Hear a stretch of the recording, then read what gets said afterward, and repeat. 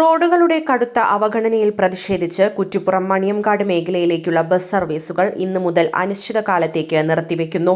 Kolathol Pallippadi മണിയംകാട് road പൂർണ്ണമായും തകർന്നു കിടക്കുന്ന സാഹചര്യത്തിലാണ് ബസ് ഉടമകൾ സർവീസ് നിർത്തലാക്കാൻ തീരുമാനിച്ചത്. തകർന്ന റോഡിലൂടെ സർവീസ് നടത്തുന്നത് മൂലം വാഹനങ്ങൾക്ക് കനത്ത കേടുപാടുകൾ സംഭവിക്കുന്നതായും വലിയ സാമ്പത്തിക നഷ്ടമാണ് ഉണ്ടാകുന്നതെന്നും ബസ് ഉടമകൾ വ്യക്തമാക്കുന്നു. റോഡിന്റെ ദുരവസ്ഥ സംബന്ധിച്ച് അധികൃതരെ പലതവണ അറിയിച്ചിട്ടും യാതൊരുവിധ നടപടിയും ഉണ്ടാകാത്ത സാഹചര്യത്തിലാണ് ഈ കടുത്ത തീരുമാനത്തിലേക്ക് കടക്കേണ്ടി വന്നത്. കുറ്റിപ്പുറത്ത് നിന്നും ഈ ഉൾപ്രദേശത്തേക്ക് 4 ബസ്സുകളാണ് സർവീസ് നടത്തിയിരുന്നത്. സർവീസ് പെട്ടെന്ന് നിലയ്ക്കുന്നത് പ്രദേശത്തെ സ്കൂൾ കോളേജ് വിദ്യാർത്ഥികളെയും സാധാരണക്കാരായ ഉദ്യോഗസ്ഥരെയും വലിയ രീതിയിൽ ബാധിക്കും. നിലവിൽ കുഴികളും ചെളിയും നിറഞ്ഞ 2 കിലോമീറ്ററോളം ദൂരം അതിസാഹസികമായാണ് നാട്ടുകാർ യാത്ര ചെയ്യുന്നത്.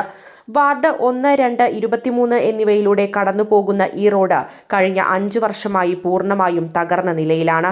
ഇതിൽ നടുവട്ടം നാഗപ്പറമ്പ് മുതൽ മണിയംകാട് വരെയുള്ള ഭാഗമാണ് ഏറ്റവും മോശം അവസ്ഥയിലുള്ളത്.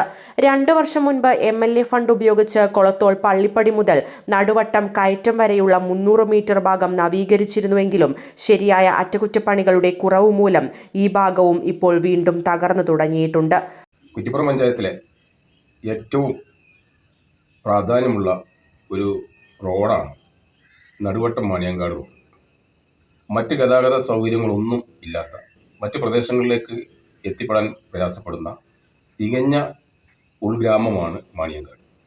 അവിടേക്ക് കുറ്റിപ്പുറത്ത് നിന്ന് അതുപോലെ തന്നെ പുത്തനത്താടിയിൽ നിന്നൊക്കെ ബസ് സർവീസുകൾ നടക്കുന്നുണ്ട്. പക്ഷേ വർഷങ്ങളായി തകർന്നു കിടക്കുന്ന റോഡിലൂടെ ഗതാഗത യോഗ്യമല്ലാത്തതിനാൽ സമീപ ദിവസങ്ങളിലായിട്ട് ബസ് ഗതാഗതം നിർത്തിവെച്ചിരിക്കുകയാണ്. ബസ് ഓണേഴ്സിനെയോ അല്ലെങ്കിൽ ബസ്സിൻ്റെ തൊഴിലാളികളെയോ പറഞ്ഞിട്ട് കാര്യമില്ല.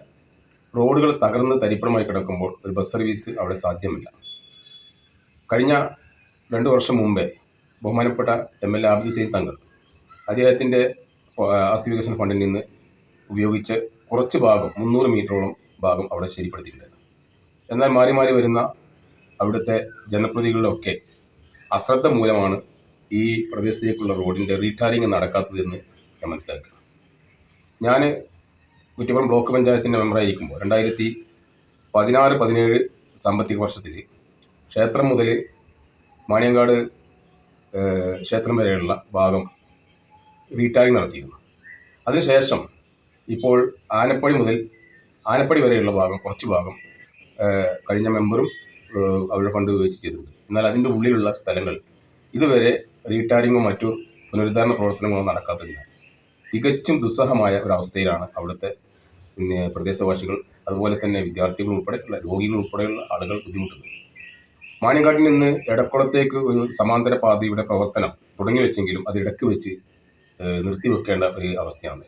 റെയിൽവേയുടെ പെർമിഷൻ, അതുപോലെ തന്നെ കായൽ മുറിച്ച് കടക്കേണ്ട പാരിസ്ഥിതികമായ പ്രശ്നങ്ങളൊക്കെ ഉണ്ടെങ്കിലും ആ റോഡ് എത്രയും പെട്ടെന്ന് പ്രാവർത്തികമാക്കുന്നതിന് വേണ്ട നടപടികൾ എല്ലാ ഭാഗത്തു നിന്നുമുള്ള രാഷ്ട്രീയ ഭേദമന്യേ എല്ലാവരും അതിലേക്ക് ഇറങ്ങണം എന്നുകൂടി ഞാൻ ഈ അവസരത്തിൽ നമുക്ക് എല്ലാം മറന്നു. ഞാൻ ഈ വിഷയം മണിയംകാട് റോഡിൻ്റെ വിഷയം ബഹുമാനപ്പെട്ട ജില്ലാ പഞ്ചായത്തിൻ്റെ ഡിവിഷൻ മെമ്പറോട്, അതുപോലെ തന്നെ ബ്ലോക്ക് പഞ്ചായത്തിൻ്റെ പ്രസിഡന്റിനോട് ഒക്കെ ഉൾപ്പെടെ ഞാൻ ഈ വിഷയം ധരിപ്പിച്ചിട്ടുണ്ട്.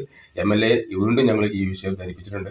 അപ്പോൾ അവിടുത്തെ ജനപ്രതിനിധികളും അതുപോലെ തന്നെ മറ്റ് ജില്ലാ പഞ്ചായത്തിൻ്റെയും ബ്ലോക്ക് പഞ്ചായത്തിൻ്റെയും MLA ഉൾപ്പെടെയുള്ള MP ഉൾപ്പെടെയുള്ള എല്ലാവരുടെയും ഫണ്ട് ഉപയോഗിച്ചുകൊണ്ട് അടിയന്തരമായി നടുവട്ടം മണിയംകാട് റോഡിൻ്റെ പ്രവൃത്തി അടിയന്തരമായി നടത്തണം എന്നാണ് എനിക്ക് ആവശ്യപ്പെടുന്നത്.